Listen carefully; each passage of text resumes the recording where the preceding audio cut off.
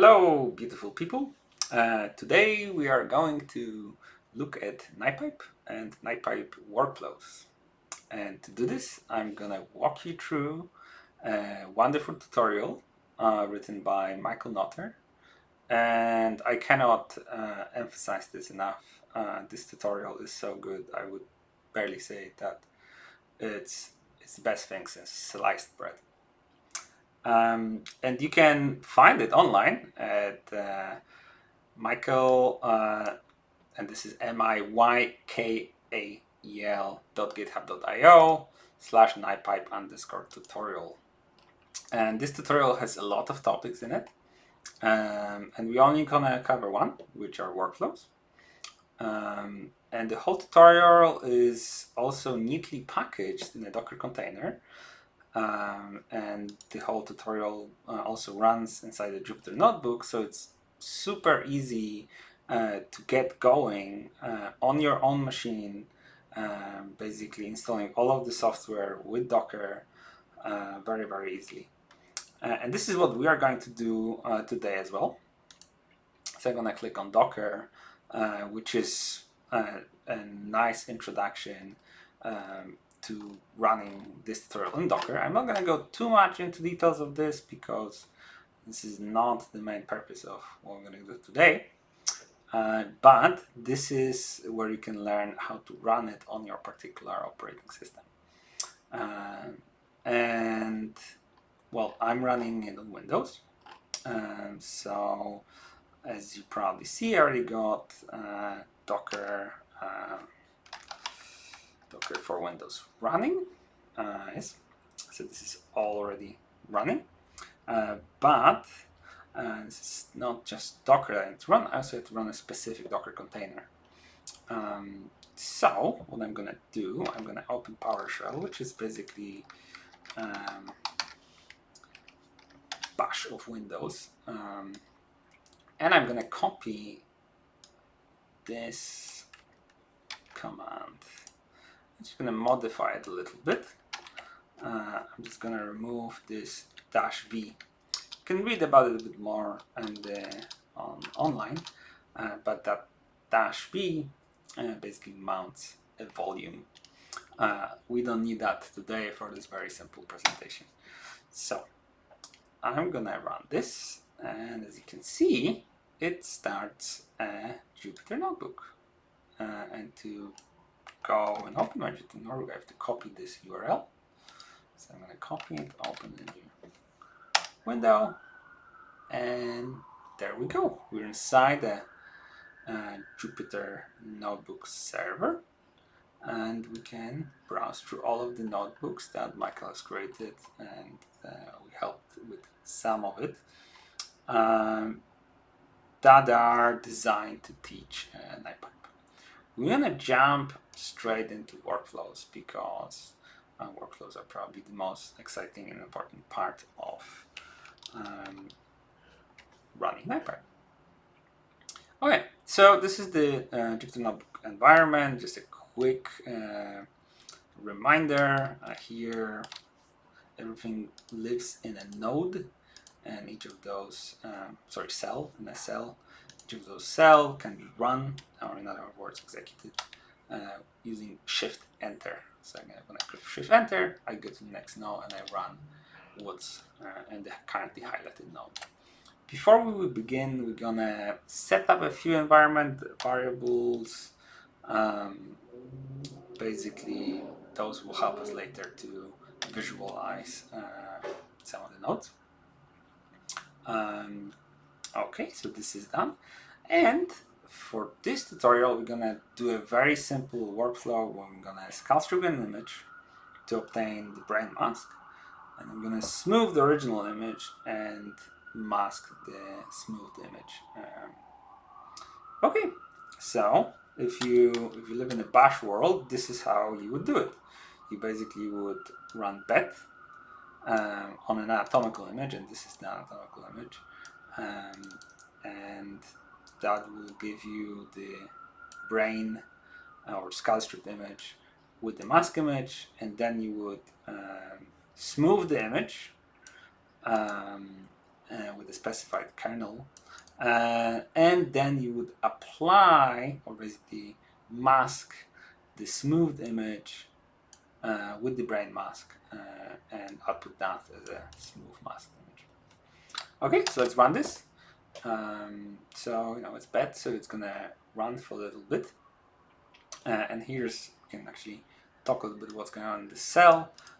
So here, this percentage bash syntax enables running bash inside the cell instead of Python, which is the default. Okay, so this did run. So let's try to visualize the outputs of what we just did. So here we're gonna open a figure and we're gonna iterate over the 4 images: the original image, the smoothed image, and the masked image. So if we do this, we're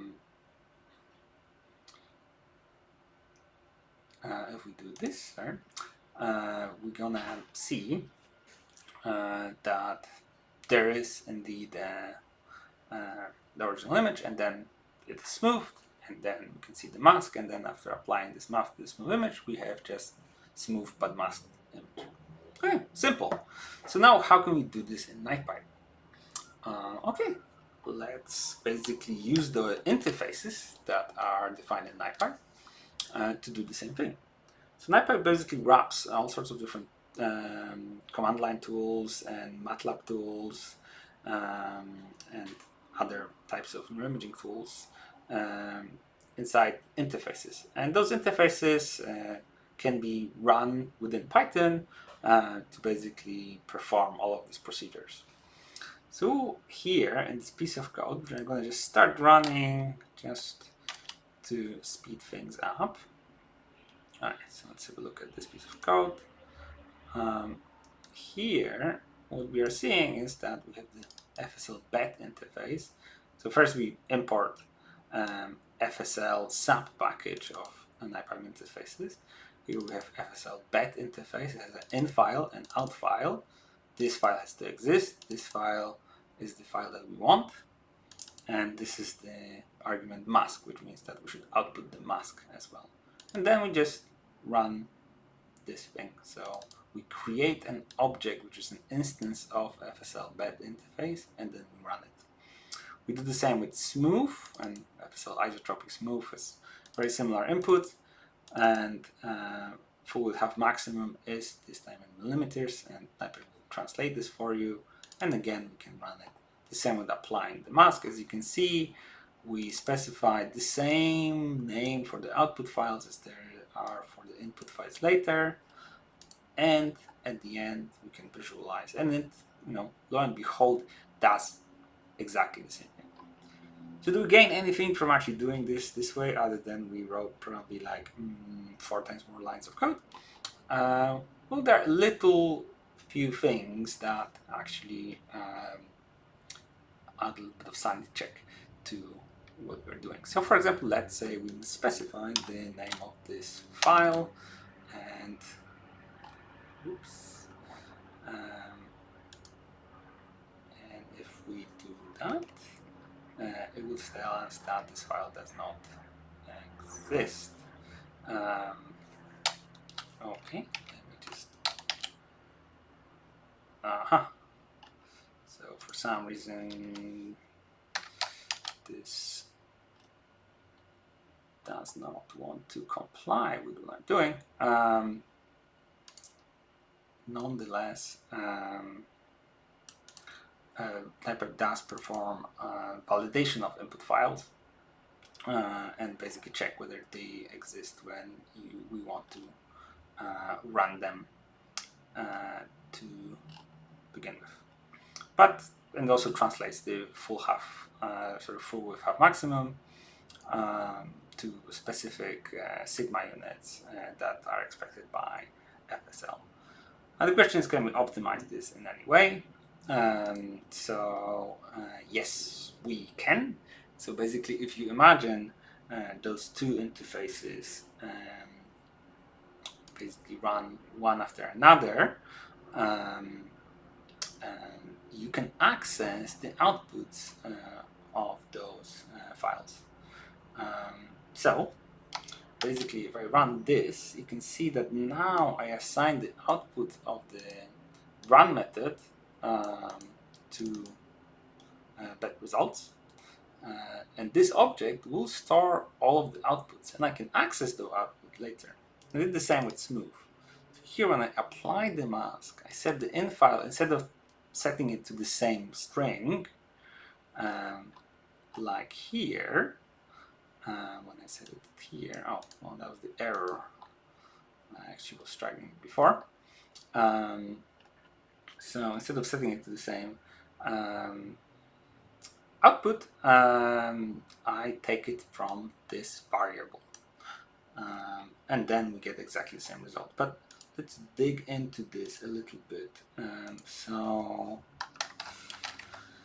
if I look at that results, it tells me that this is an interface results thing. If I look into outputs, I get a bunch of variables, and those variables I can reuse programmatically in the code, which I did over here. Okay, so I can connect things this way, but this is still not ideal because it's hard to programmatically to interrogate and figure out what are the dependencies.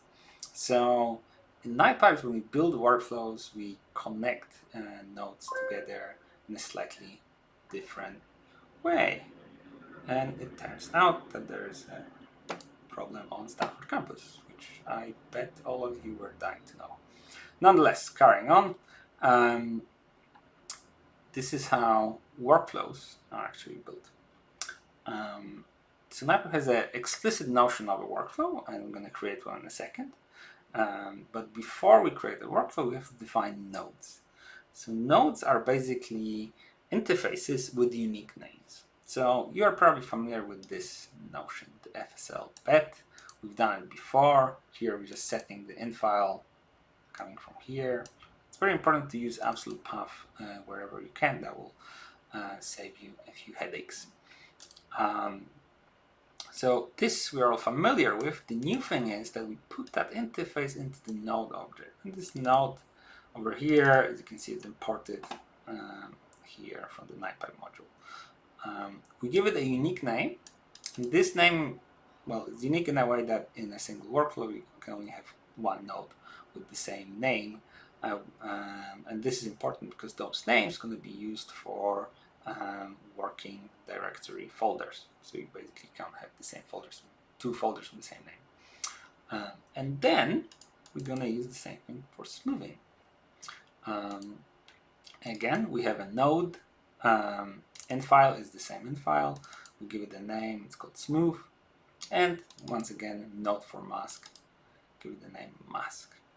Okay, let's do this. And this is very quick because we haven't run anything. We just define the nodes that are going to be our building blocks, and we're going to connect them together in a second. But when we connect nodes, we don't connect them in some sort of vacuum. We connect them within a context of a workflow. So we have to create a workflow. Workflow has also a name. And once we have the workflow object, we can call the connect method of the workflow to connect different nodes with each other. And there are two different syntax ways of basically connecting nodes together. One of them is a bit shorter and simpler, where we basically say, I'm connecting node source and its output to node destination and its input. As you can see, the outputs and the inputs are strings. So those are string identifiers of those sockets. And source and destinations are instances of the node objects. So Python objects, strings, which are technically also objects, but we're not going to go into that. And there's a slightly more complex syntax where you basically build a list of connection, and a single connection is a tuple which consists of source node, destination node, and a list of socket identifiers that you connect. Output, input, output, input, output, input. Okay, so let's see how it works in practice. Here we call the method connect of our workflow, and we are connecting ScaleStrip and the socket mask file, which is the output of ScaleStrip, to the masking node and its input called mask file. And this will be with the simple syntax, and this is how it would look like with more complex syntax. Okay, so this is great. So we have our graph, we have our workflow. So the question is, can we see it? Can you view it? Yes, we can. So with this little syntax, the write graph function, you can write a graphical representation of your workflow, which, well, will be fairly straightforward because it's a very simple workflow. We have two nodes, smooth and ScaleStrip, which feed the third node mask, which will apply the mask from ScaleStrip to the smoothed image from smooth. We can also show a slightly more fancy graph describing all of this. And here we have the mask file, which is the name of the output of ScaleStrip that goes into the mask file, which is the input of the mask node. And we have the out file of the smooth that goes into the in file of mask. Okay, fairly straightforward. You can play around with those visualizations. There are more options to it, but let's just run this. Before we run it, we have to specify the working directory of the workflow. So this is where all the intermediate files will be stored, and we're gonna look into that in a second. But as soon as this is done, we can call run. And this is it. We just specified all the nodes and all the connections, and Nipype will just figure out in which order they should be run and how the inputs and outputs should be passed along from one to another. As you can see in this growing log, that this is the bed running, and this is the smoothing running, and this is the application of the mask running. And this is great. It finished running, and we can try to visualize the outputs. As you can see, we're going to look inside the working directory.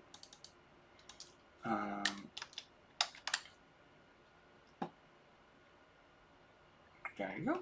And those are the exactly same results that we looked at before. And we just achieved that with this simple workflow.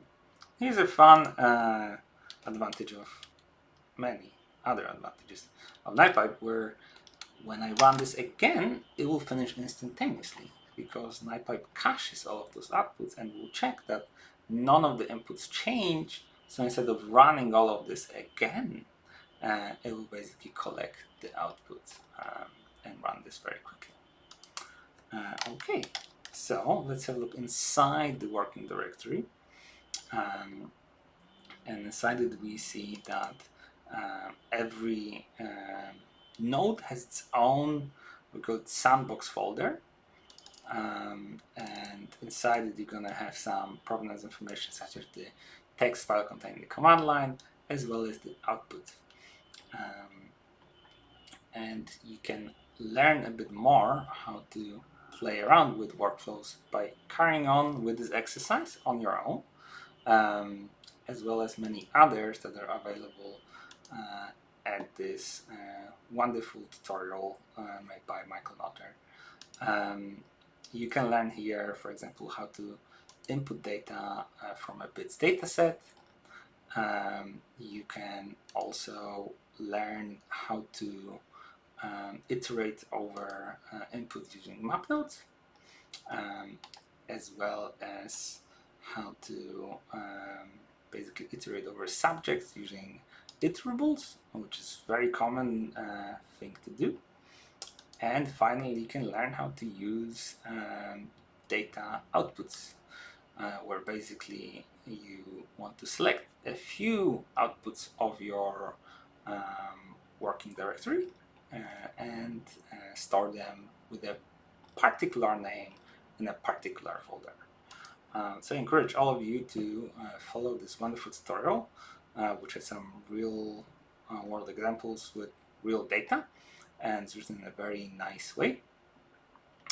And which is probably most important, it runs from Docker, so it's very easy to start and it's very easy to follow.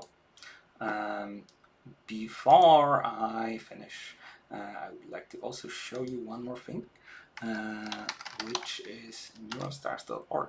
So if you run into any problems and you have some sort of an error or you don't know how to do a particular thing, you can post a question on this forum. So this forum basically attracts different experts, and you can post questions about different neuroimaging problems, and here members of the community, including me and other Nipype developers, will be very happy to help you. I also encourage you to check out whether your questions are already answered here. It usually suffices to take your error message and Google it, and you probably will be able to very quickly find your answer online. So this is all from me, and once again, all the kudos go to Michael Nutter for creating this tutorial, and I encourage you to check it out. And if you run into problems, go to neurostars.org and post your questions over there. All right, stay awesome.